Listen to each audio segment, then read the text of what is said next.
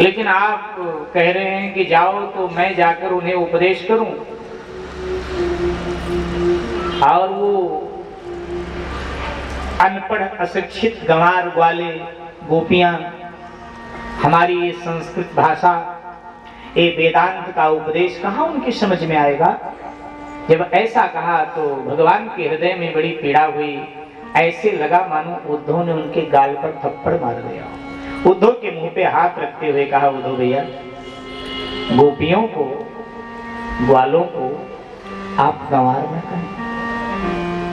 गंवार नहीं है, भोले हैं। भोला होना एक अलग बात है, गंवार होना एक अलग। उद्धव, एक बार आप ब्रिज चले जाओ, फिर लौट कर आना, फिर बताना कि आपकी भाषा उनकी समझ में आई कि नहीं आई।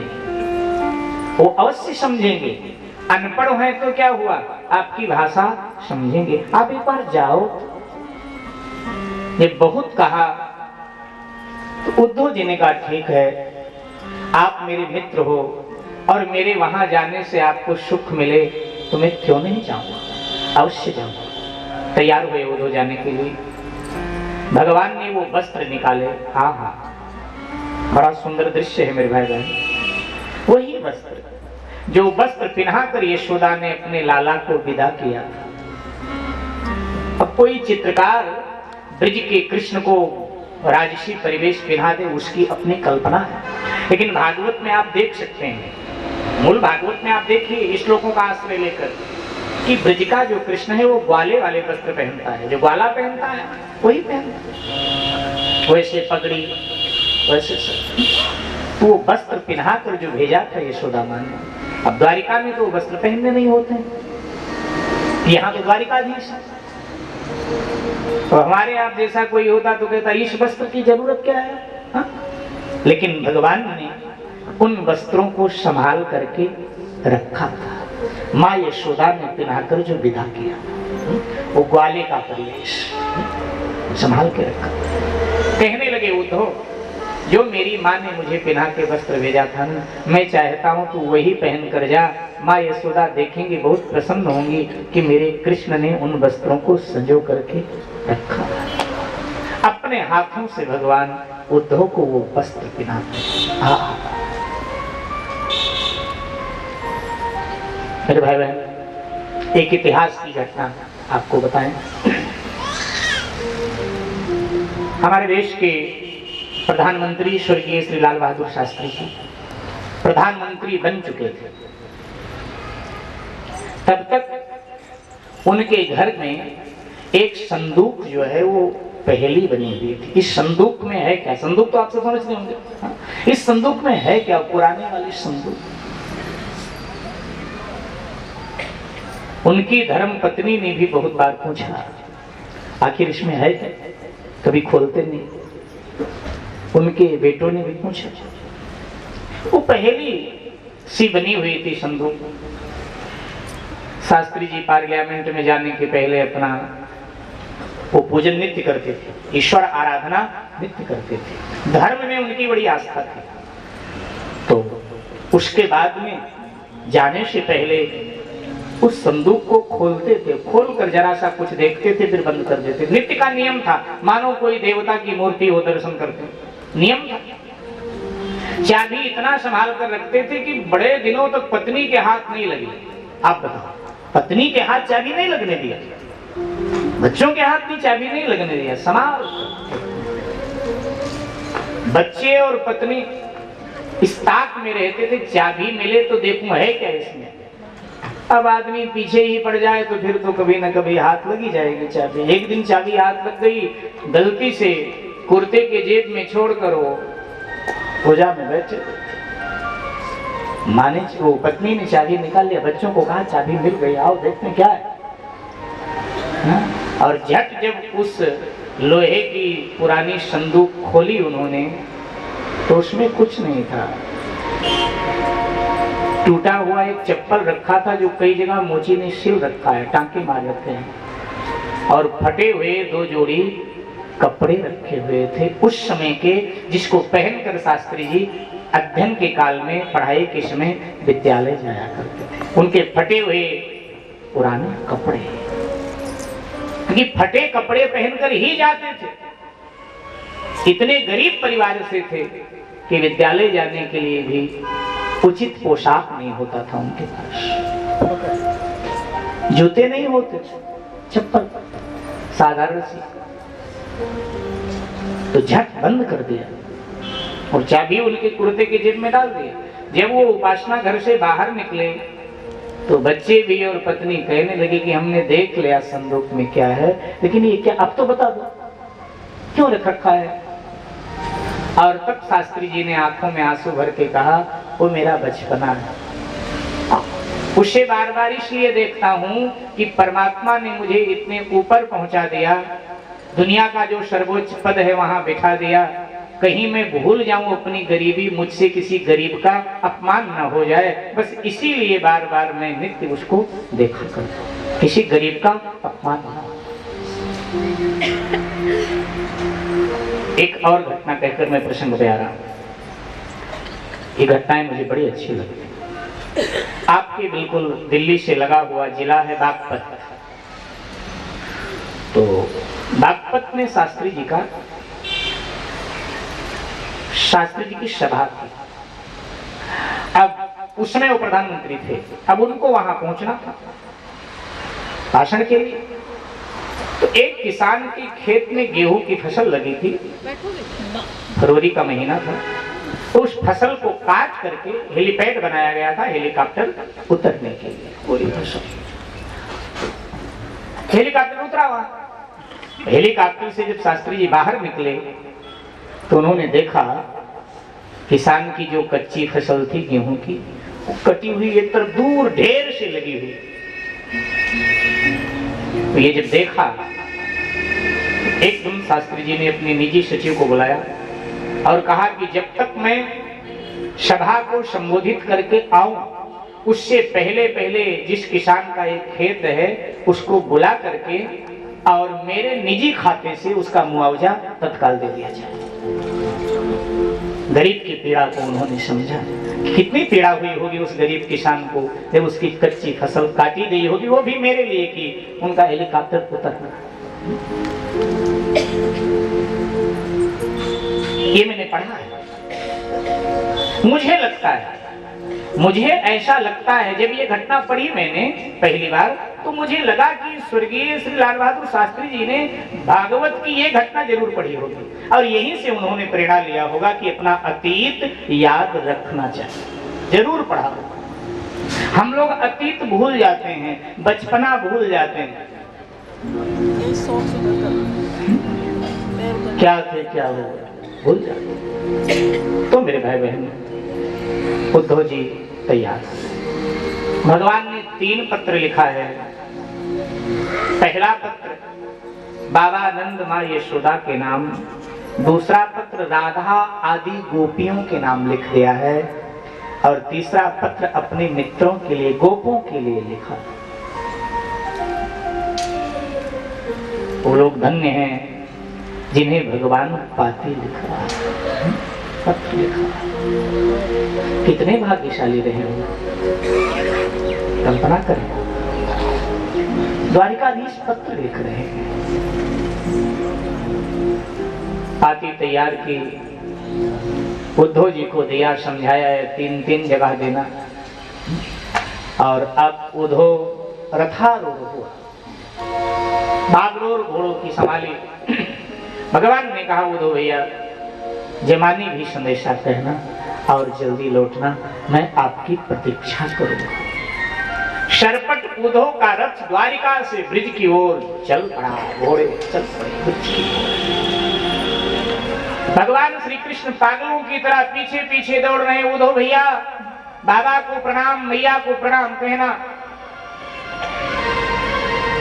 राधा आदि गोपियों से मेरा प्यार कहना, ग्वालों को मेरा स्नेह, मेरा दुलार कहना। पीछे पीछे दौड़ रहे, नंगे पांव पीछे पीछे। ले संदेशो हमारो, ले संदेशो हमारो, उद्धव जी ब्रज धाम पधारो। ले संदेशो हमारो उद्धव जी ब्रज धाम पधारो। ले संदेशो हमारो उद्धव जी ब्रज धाम पधारो। ले संदेशो हमारो उद्धव जी ब्रज धाम पधारो। ले संदेशो हमारो उद्धव जी ब्रज धाम पधारो। बाबा से मेरा प्रणाम कह देना। बाबा से मेरा प्रणाम कह देना। बाबा से मेरा प्रणाम कह देना। बाबा से मेरा प्रणाम कह देना। आशीर्वाद तिहारो उद्धव जी ब्रज धाम पधारो। आराम पधारो उद्धव जी ब्रज धाम पधारो। ले संदेशो हमारो उद्धव जी ब्रज धाम पधारो। मैया से कहना कन्हैया तेरा रोवे। मैया से कहना कन्हैया तेरा रोवे।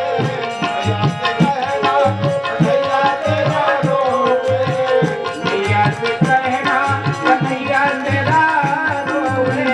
मैया से कहना कन्हैया तेरा रोवे। आवे याद तिहारो उद्धव जी ब्रज धाम पधारो। उद्धव जी ब्रज धाम पधारो। उद्धव जी ब्रज धाम पधारो। ले संदेशो हमारो उद्धव जी ब्रज धाम पधारो। ले संदेशो हमारो उद्धव जी ब्रज धाम पधारो। ले संदेशो हमारो राधा ललिता को प्यार मेरा कहना। राधा ललिता को प्यार मेरा कहना। निश दिन याद तिहारो उद्धव जी ब्रज धाम पधारो। निश दिन याद तिहारो उद्धव जी ब्रज धाम पधारो। ले संदेशो हमारो उद्धव जी ब्रज धाम पधारो। ले संदेशो हमारो उद्धव जी ब्रज धाम पधारो। ले संदेशो हमारो उद्धव जी ब्रज धाम पधारो। वालों को मेरा दुलार कह देना। वालों को मेरा दुलार कह देना। याद कियो बंसी वारो उद्धव जी ब्रज धाम पधारो।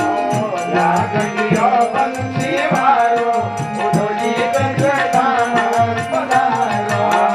ले संदेशो हमारो उद्धव जी ब्रज धाम पधारो। ले संदेशो हमारो उद्धव जी ब्रज धाम पधारो।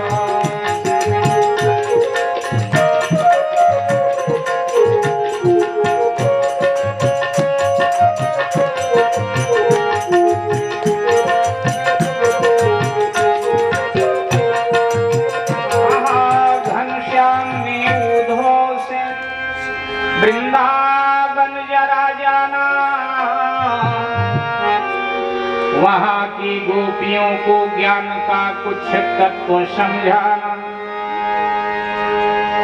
हमेशा वो हमारे विरह में बेचैन रहती हैं।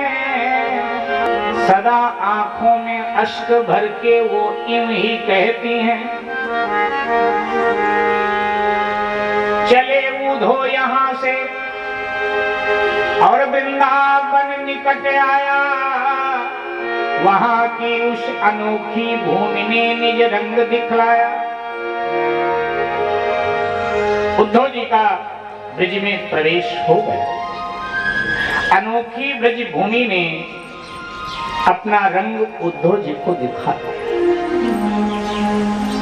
कटीले वृक्ष ब्रज में बहुत पाए जाते हैं आज भी। उस समय भी बहुत कटीले वृक्ष थे ब्रज में। अब कुछ वृक्ष तो कृष्ण के विरह में सूख गए, कुछ हरे भरे। अब सबसे पहले उद्धव जी की मुलाकात उन्होंने कहाँ आए? उद्धव जी तुम ज्ञानी हो और ज्ञान की भूमि काशी है, ब्रिज तो पागलों की भूमि है, यहाँ तो कृष्ण नाम के पागल बसते हैं। तुम्हारे ज्ञान के पोथी को ये प्रेम दीवाने फाड़ डालेंगे, यहाँ ज्ञान।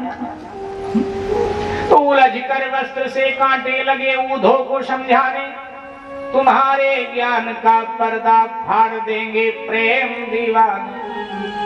उद्धव को लगा ये आवाज कहां से आ रही, और पाया कि उनके वस्त्र को कांटों ने फंसा रखा है।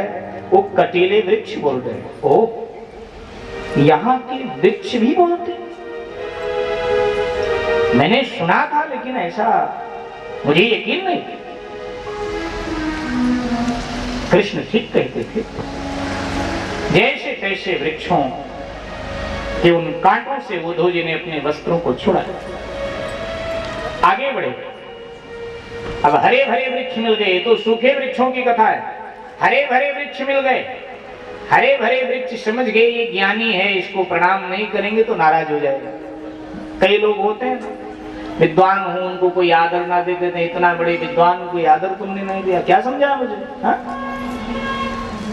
इसलिए वृक्ष लोग आदर दे रहे हैं। बिटप झुक झुक के कहते हैं, पहले प्रणाम किया। बिटप झुक झुक के कहते हैं, इधर आओ इधर आओ, कन्हैया है कहाँ मेरा, जरा ये हमको बतलाओ।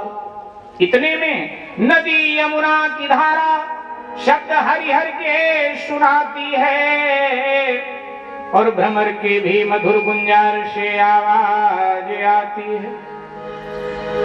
भ्रमर की भी मधुर गुंजार से आवाज आती है। भ्रमर भी बोल पड़ा, उद्धव जी आप आए,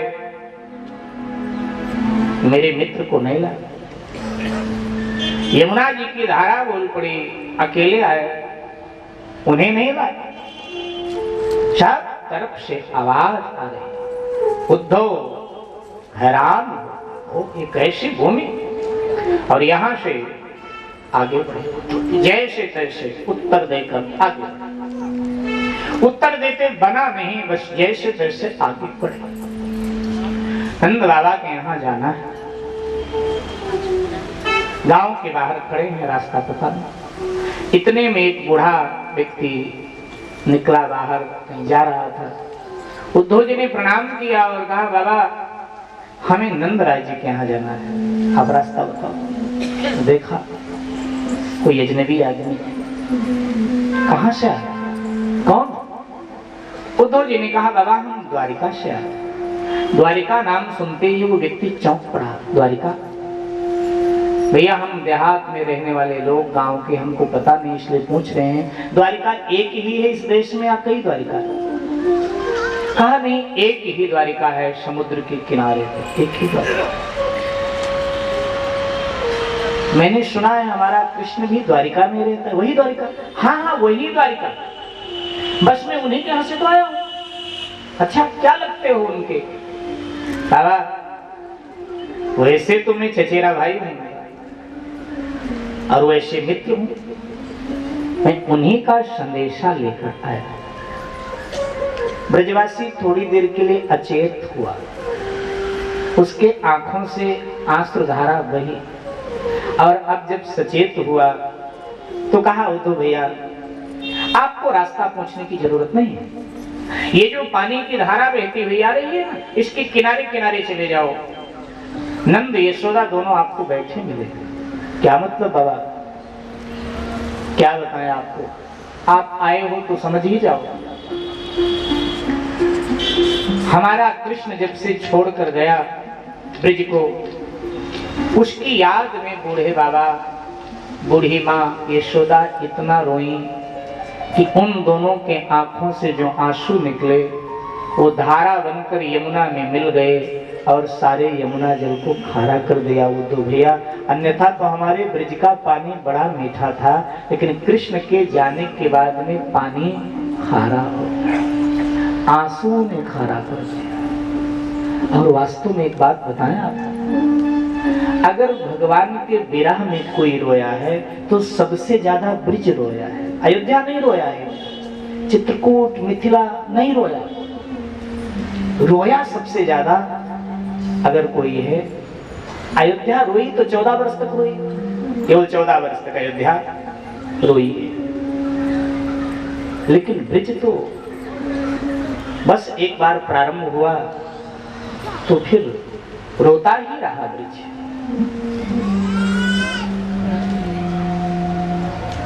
तभी तो गोपियां बोल देती हैं, तो निश दिन बरसत नैन हमारे, निश दिन बरसत नैन हमारे, निश दिन बरसत नैन हमारे, सदा रहत पावश ऋतु हम पर, सदा रहत वदन ऋतु हम पर।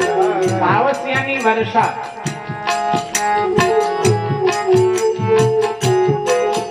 ओ जब ते श्याम सिधारे, जब ते श्याम सिधारे, निश दिन बरसत नैन हमारे, निश दिन बरसत नैन हमारे। आंचल पट सूखत नहीं जब,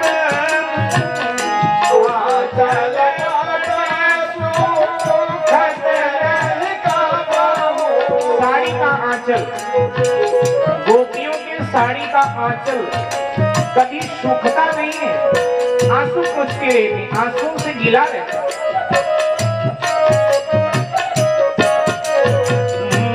आंचल पट सूखत नहीं कबहू, आंचल पट सूखत नहीं कबहू, निश दिन बहा